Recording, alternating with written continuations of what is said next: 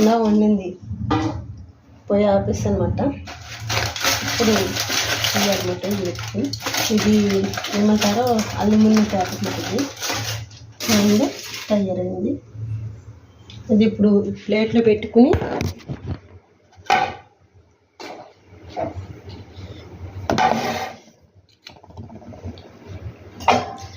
ఈ ప్లేట్ ఇలా బౌలించాలి.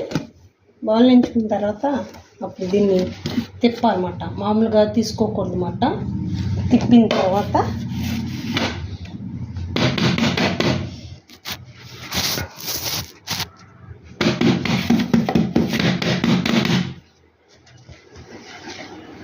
అప్పుడు వావ్, చూడండి ఎంత బాగా వచ్చిందో.